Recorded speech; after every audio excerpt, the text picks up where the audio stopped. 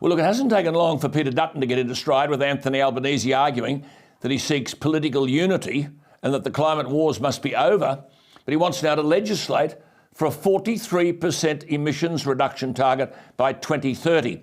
As Nick Cater, the Executive Director of the Menzies Research Centre, has said, and I quote, "Labor's uncontested thought bubble is about to be given the force of law in an early act of parliamentary grandstanding," unquote.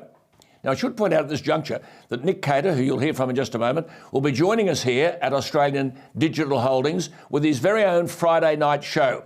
Now, you'll enjoy him, and we look forward to hearing more from him and the very good work that he does. But he joins me tonight on this other issue. Nick, thank you for your time.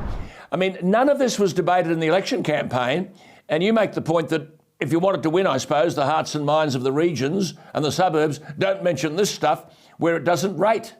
Well, that's right. And look, the coalition, deliberately pulled back on this. They could have attacked Albanese on this energy target, just as they did quite effectively last time round on their 45% energy target. But they tactically, for tactical reasons, they decided not to. A lot of us are beginning to think that was probably a bit of a mistake, that Labor should have at least been put under pressure over this, been under pressure to explain where this magic figure of 43% came from and how on earth they're going to get there without wrecking the economy. Those are legitimate questions, and I think that Albanese and the now Energy Minister, Chris Bowen, got a very easy ride on How that. divisive, though, is this going to be at a time when Albo's talking about unity? How do you think the parliamentary numbers will stack up about this?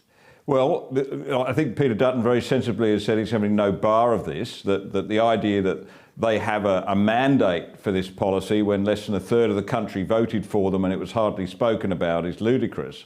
I think Dutton is right to leave them on their own over this, and if they want to legislate 43%, then they're going to have to negotiate with the Greens, and the Greens, of course, want to go far further than that. So it'll be a difficult. Just take that point up, Nick. If they're going to negotiate with the Greens, so what do you think the trade-off might the Greens seek before they offer their support?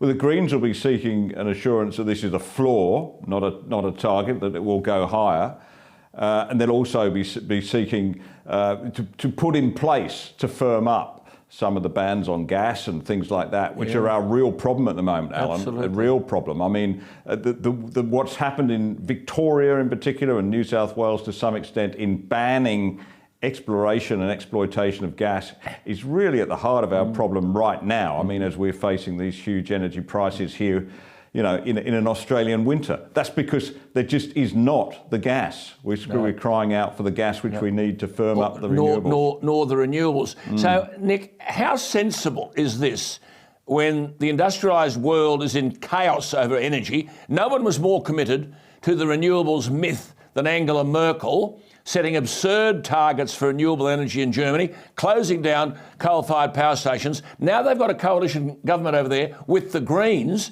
and they've been forced to reboot coal-fired generators.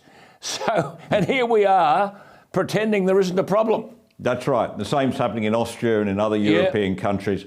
There's been a distinct change in the debate in Europe and in the United States, for that matter, as the reality... And with Boris Johnson. Yeah, as the reality hits that you can't just go magically 100% renewables, that you need something else, and you're not going to rely on Russian gas if you've got any sense. No. So there is a real resetting of the argument in Europe, which makes it even stranger, I think, that Labor hasn't taken the opportunity here to sort of reset its arguments.